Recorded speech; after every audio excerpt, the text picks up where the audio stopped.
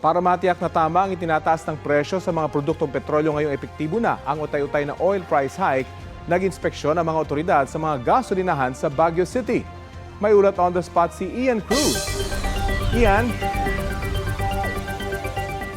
Rafi, nag-ikot nga ang mga miyembro ng Local Price Coordinating Council ng Baguio City sa mga gasolinahan na dito sa kanilang lungsod. Ito nga, Rafi, para matiyak kung tama ba yung ginawa nilang mga pagtataas ng presyo at para malaman na rin kung may sapat pa bang supply o wala o kung meron ding mga nagtatago ng kanilang supply. Hindi naman nagpa-interview ang mga namamahala sa gasolinahan, pero sa isang gasolinahan sa Legarda area, sinabi ng supervisor ng istasyon na sumunod lamang sila sa itinakda ng kumpanya na pagtataas patungkol sa presyo ng langis. Nakadepende raw ito sa pasa sa kanila ng mga oil companies at karaniwang nagiging dahilan ng mataas na cost ay ang biyahe nga papanik ng syudad na nasa kabundukan.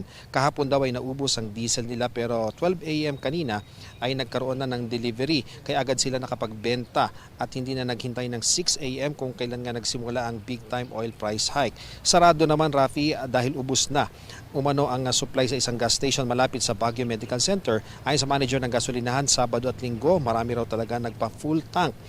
Kaya kahapon ng umaga wala ng diesel at kagabi ay nasagad na rin ang kanilang gasolina.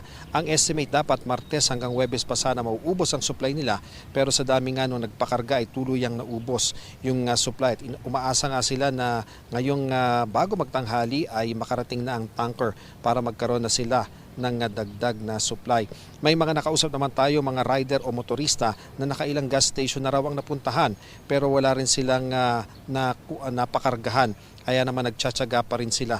At sa isang phone patch interview, sinabi naman ni Mayor Benji Magalong ng Baguio City na umiikot nga ang Local Price Monitoring Board para i-monitor ang oil price hike.